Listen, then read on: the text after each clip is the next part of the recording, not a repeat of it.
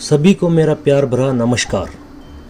आज हम इस वीडियो में आपको बताएंगे कि कैसे एक माँ ने अपने कमज़ोर दिमाग वाले बच्चे को एक महान वैज्ञानिक बनाया। तो वीडियो को अंत तक देखते रहें, बहुत ही अच्छी कहानी है। आप कैसे अपने बच्चे को इस कहानी के माध्यम से मोटिवेट कर सकते हैं और कैसे आप स्वयं मोटिवेट हो सकती है, तो ज़रूर सुने और देखें इस कहानी को।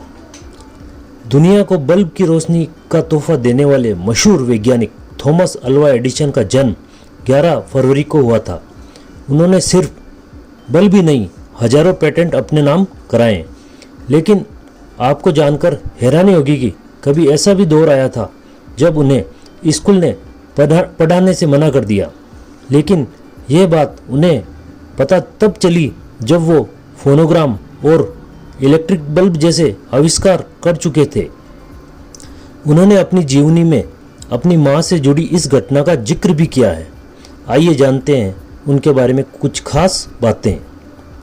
महान अमेरिकन आविष्कारक और व्यवसायी थॉमस अल्वा एडिसन का जन्म 11 फरवरी 1847 को हुआ था। उनके नाम 1093 पेटेंट है जो उनकी मेहनत को दर्शाते हैं। आज दुनिया उनके आविष्कार का लोहा मानती है। बिजली के बल्ब की खोज इनकी सबसे बड़ी खोज मानी जाती है। बिजली के बल्ब के आविष्कार करने में उन्हें कड़ी मेहनत करनी पड़ी। एडिसन बल्ब बनाने में 10,000 बार से ज़्यादा असफल हुए, जिस पर उन्होंने कहा, मैं कभी नाकाम नहीं हुआ, बल्कि मैंने 10,000 ऐसे रास्ते निकाले जो मेरे काम नहीं आ सके। एडिसन ने अपनी पहली प्रयोगशाला सिर्फ 10 साल की आयु में ही बना ली थी। उनकी मां ने उन्हें एक ऐसी पुस्तक दी जिसमें कई सारे रासायनिक प्रयोग किए हुए थे।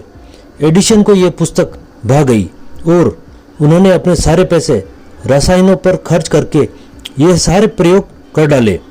थॉमस एडिसन का कोई प्रयोग पूरा होने को होता तो वे बिना सोए लगातार 4-4 दिन इस प्रयोग के खत्म होने तक लगे रहते थे। साथ ही काम करते करते समय कई बार अपना खाना खाना भी भूल जाते थे। उनके बचपन से जुड़े कई ऐसे किस्से हैं जो हमें बहुत कुछ सिखाते हैं। उनमें से एक किस्सा बहुत प्रचलन में है, जिसके अनुसार उन दिनों की बात है जब Thomas Alva Edison primary school में पढ़ते थे। एक दिन स्कूल में टीचर ने एडिसन को एक कागज़ दिया और कहा कि ये जाकर अपनी माँ को देना। एडिसन ने माँ को दिया तो उनकी माँ नैन्सी मैथ्यू एलियट, जो काफ़ी सुशिक्षित डच परिवार से थी, वह कागज़ पढ़ते पढ़ते तकरीबन रो पड़ी। माँ को रोते देख एडिसन ने पूछा कि ऐसा क्या लिखा है कि आप रो पड़ी हो। तो माँ ने कहा कि ये तेरी खुशी के आंसू है। इसमें लिखा है कि आपका बेटा बहुत होशियार है और हमारा स्कूल निचले स्तर का है। यहाँ टीचर भी बहुत शिक्षित नहीं है, इसलिए हम इसे नहीं पढ़ा सकते। इसे आप स्वयं पढ़ाएं। एडिसन भी इस बात से बहुत खुश हुए और घर पर माँ से ही पढ़ना और सीखना शुरू कर दिया। कई साल बीत गए। वो पढ़ लिखकर एक स्थापित वैज्ञानिक बन चुके थे।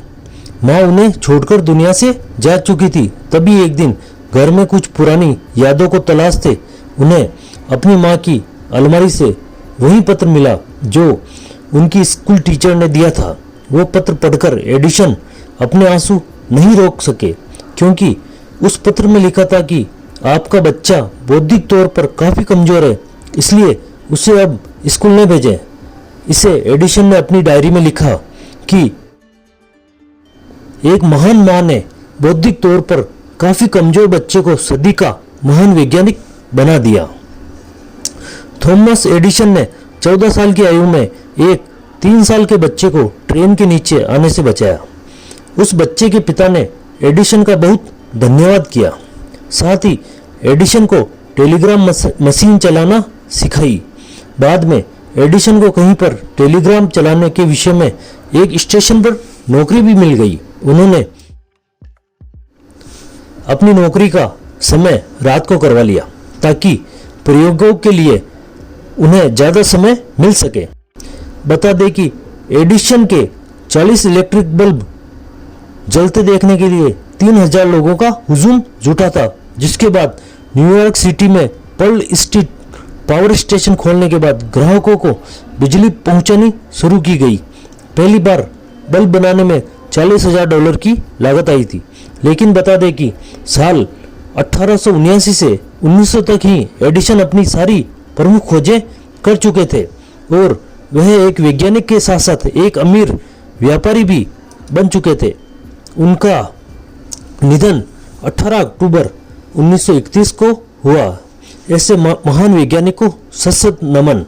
इस प्रकार एक माँ ने कैसे अपने एक कमजोर बच्चे को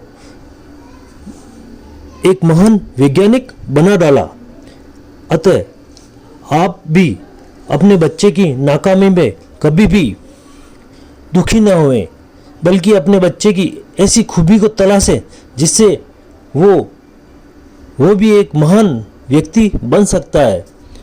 दोस्तों, अगर आपको ये कहानी अच्छी लगी हो तो ज़रूर लाइक करें, शेयर करें और बेल आइकन को क्लिक करें।